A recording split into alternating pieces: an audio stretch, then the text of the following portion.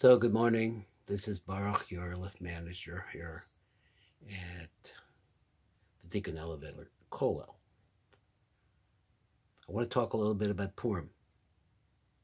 Try to understand what's going on in Purim. You know, the word Purim had to do with Haman and Achashverosh together, and he cast a pur, which is some kind of a lottery, and he had a way of working out that this was the time to get the Jews. So, let's discuss what that could possibly be about, because the Rob is going to discuss it here a little bit. So we have a sefer here called this is called Tiv Agavanos, which is I could go into who the Tiv is and we'll talk about it a little bit more. But it comes out of Yeshiva in Yerushalayim. The Rosh Yeshiva there, his name is Rappaport or Rabinovich. It's different kinds of names. Anyway, so what is it that it's all about? It's about cycles. So let's just talk about cycles a little bit. What's cycles? Cycles is the pur. The pur is determining the cycles. When is it time for this is good, and when is it time that is good? This is astrology. Okay. Now we're talking here about the astrology of the Goyim. Let's talk about a little bit about the astrology of the Jews. So the Rav says that the solar year could be divided into two parts. One part, he says, is female, and the other part is male. So exactly how do they work? They work differently. Haman is working with this. He has an idea about some of these things also. So the female year starts in Nisan, with spring. So it's the beginning of the sun, of the ripening time of year when things start growing in most of the world. It's a time of hope because the light is now starting to come back up again. And the light grows and grows. The sun gets stronger and stronger. And eventually, through Sphira, and we reached Shavuos, tremendous drama of the giving of the Torah, which is the great light of the world.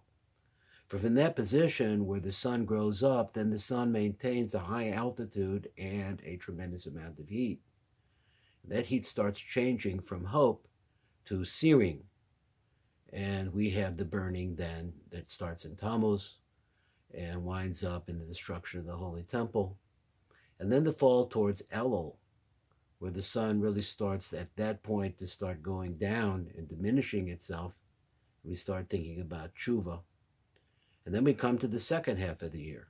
The second part of the year is the male part of the year. That's not why they're called female and male. To think about it, because it has to do with, again, with cycles. So the male part of the year starts with Rosh Hashanah. Rosh Hashanah is a time of din. Rosh Hashanah is a time of Gevurah. So Rosh Hashanah is a time of actually an Indian that we deal with here a little bit in Purim, and not a little bit, which is called the Nesira, another word that we're going to learn about in the Dormita, which we're actually going to discuss the Dormita and perhaps the Nesiras also in our lectures on Purim. So what happens then is that we go through a holiday, which is a creation of using din in the way that it needs to be used, and lifting it up through Yom Kippur, through Purim, and not Purim, but Shmini Sukkot, Shmini Atzeres, and then we start into the wintertime. And the wintertime, it starts the fall of the sun, the time of a certain kind of depression, Mar Cheshbon. We start going through a period where the sun is falling, and falling. And the hope that, say, the sun would give us in Nisan seems to be evaporating until we get to actually a time of Hanukkah. Hanukkah is like the darkest time of the year, but we light a light in there. So there's a whole metaphor on that you talk about. But now here we're coming to a different time of year. So we go through Tevis, it's a hard time. Again, the sun's very, very weak. But on Shvat, the sap starts running in the trees. Things start going, and Adar already. This is the time when Moshe Rabbeinu is born, right? So we have a Purim that comes out of here, and the Purim leads to a tremendous aliyah that eventually takes us back to the next cycle of the year. So now we understand a little bit about some of the cycles that we're dealing with. Now, this Tiva Kavanos, which I showed you, is actually, it brings the Shara Kavanos on Purim.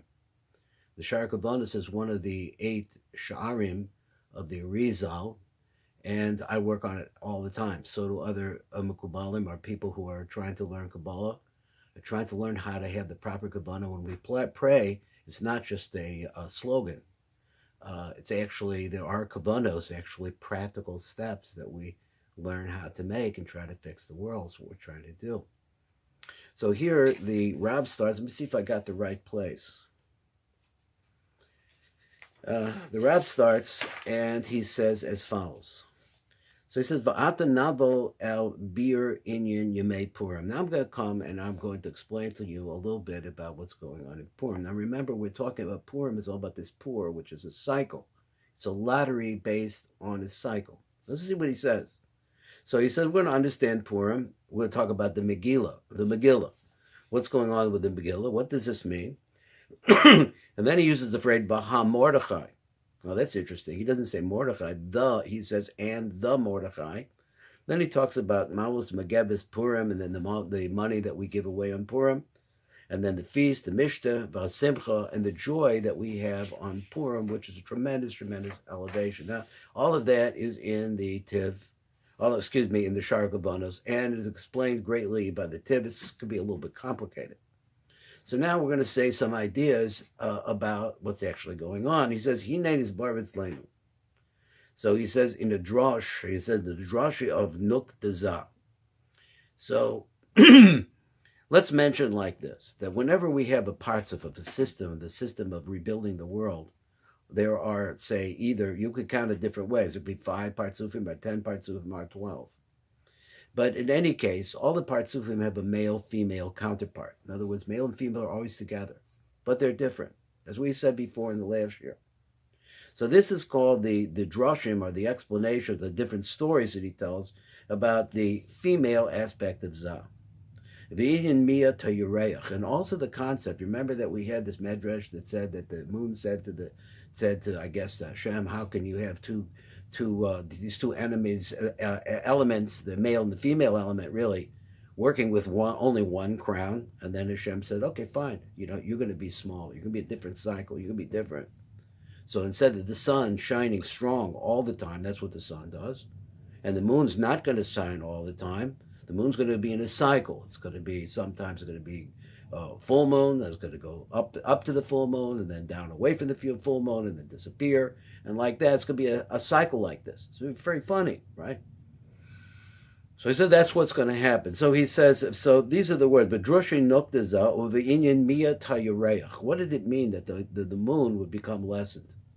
Won't be up there with the male. Kibakal zaman shel hagalos, because as long as there is a exile, omdim zavanuk, that is the master parts of the male aspect, which is the zah, and the female part, which is nuk, is female. Ach ba'ach, they were always back to back. That way, have we talked about this? I don't know. Kol yemei hachol, they were like this during the entire days of the week. Lulei b'shavos tefillah, but there is a change when they actually can come face to face. When that could be during tefillah, because that's the purpose of tefillah, is to wed the male, female together in the spiritual world. And on Shabbat, which is a completely different level, a dimension, actually, we can all see that it's dimensionally different, but just a taste of the next world. There's certain times when the male and the female are face to face. Now, this is a whole Indian that whole wonderful, wonderful Indian that I'm trying to put into the story of Purim. And to understand that as we use the metaphor of the onion, it's only one onion, but it's got lots of different levels to it. And we're on the outside level. We're on the level which is called pashtus, the simple explanational level. But you want to really understand the onion and be close to, which is inspired by a Kodesh Baruch, by Hashem Yisbarach, the Ein Sof Baruch Hu. It's inspired by that. And you have to penetrate it. So we'll see some words here that maybe we don't know so well. So let's go on. So he said, so you want for the creation of neshamos, then the male and the female aspect have to be face to face. Normally they're back to back. And the reason why they're back to back is because the danger from the Akitzonius, from the outside. from false narratives or false sucking off of Kedusha, and as a result of that, building a lie. So he says that for them to come face to face, we want to bring them face to face. In order for this to happen, the forces that bring the male part, bring him strength, which is we call this to understand the movement of the partsufim, how they work, is that there's a father and a mother up there. The father and mother give birth to two children, which are called. This is just a very simple story. That's not to be taken in an anthropomorphic sense. Okay, it's all spiritual. Is that the same process that we go through of parents and children and so on and so forth? But what you ultimately want is for the children to be able to reproduce to make the next neshamas. So you have to do this. So for this to happen, it has to be that normally the parents give to Zah, who is the male element, he gives to his Nook. That's the way that's supposed to be. It's the way it goes. Man is the giver. The woman is the receiver. That's what it is. The Sulam says that if you want to know what the Kabbalah means, I know this is one idea. He says it's the Ratzon to Lakabel, is the desire to receive. What does that mean? That's what Kabbalah means, he says. So he says, what does that mean? That means that you feel emptiness. There's an emptiness. And as a result of that, you want to be filled. That is the driving force that brings God into the world. That's what he says. That is a female force. So he said, but the way that it has to go is that it has to go through the male to the female. But in order for her really to come around to be face to face with him, she needs to be stronger, a lot stronger. We see this happening today. It's interesting. So we see this happening today. The female needs to be able to, instead of the what we call the shefa, the bracha, that the semen coming into the male and going to the female, she needs to be built up herself. And so that she individually is getting this by herself. But what happens as a result of that is that he has to go to sleep. He has to go to sleep. So this is called sort of a story. It's a long, deep, wonderful story. So it's called, this sleep is called a dormita, or it's called sometimes a tardema. It's brought out greatly in Rosh Hashanah. And when we get to Rosh Hashanah, I hope we'll be able to say a few words about this. So now we have a little bit of a concept of male element of the universe has to sleep, and the female element needs to be built up and made very strong so that it can come to a position where it can come around face to face, be the same, as strong as the male element, if not stronger, and then grow up to a position where it can be impregnated properly and bring the shamas chadashos. Now, this is all a lot to think about, a lot of words. I try to make it as simple as I can because it's a beauty within a beauty within a beauty, but there's so much to be said. Now, at this point, we had this dormita. If you speak a little Spanish, then you know the word dormir, which means to sleep. So it comes the same idea, and tardema is like tarde, like, something afternoon, like. But at any rate, these are the two words for the sleeping of Zeranpin. Zeranpin goes to sleep, and as a result of that, all the shefa, all of the flow from the upper dimensions that are coming to him, they then go directly into his nukva, and she becomes stronger. Now, this is actually the story of Purim and where Purim comes in. Let me see, I have just a few more minutes. So let me go back over that line that I read before. So it says, V'hine, kasher rotzim lachzor panim bepanim. So when they want to come into a position where they could be face to face, tzarek shetachtim bechinas hafalas hadormita al zah. So zah has to go to sleep. Kedei shetiya'aser hanesira, so that you could be able to make the nesira. That is, now is another word, nesira, which is the moving of the female from the back. Remember, Chava was attached to Adam and Rishon. This metaphor working the same way. And she could come face to face with him. Knizka b'drosh Rosh Hashanah. This is brought out tremendously in Rosh Hashanah. So he said, "V'leyoski inyan Mordechai ve'Esther," and so the fact is that the inyan, the whole subject of Mordechai and Esther, Hay Besofa Shvim Shana, was at the end of 70 years. Shal Galus Bavel, of the exile of Babylonia. Kenoda. The Chain Oz Kabar Mayhem. So therefore, also now this is funny, so we have to try to think about what does it mean. Why does it say that it was 70 years? What does 70 years mean? 70 years are the years of the body, the years of Zeranpin, of the years of the preparation that it takes in order to bring us about to this stage where Zeranpin is going to go to sleep and his nook is going to be built up individually. And he says that this is the secret of Mordechai and Esther. So let me read it again. V'lihiyos inyan Mordechai ve'Esther hoya b'sof ha'shvim shana shal galutz Bavel k'noida.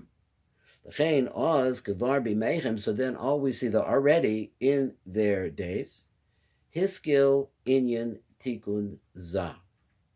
So what we call the rebuilding of za and his nook, that is the male and the female, has to do with this thing, this cycle, which is called the dormita. Kedei lachzor apim ba'apim, in order for them to come face to face and to be revealed, and is v'yagalo Yisrael, and redeem the Jewish people. Well, that's what we're going to say for today. We'll come back over it another time, and we'll try to see exactly how this fits together. When does Haman come in here? What's the story? How exactly does it work? Okay, remember, the main thing, enjoy.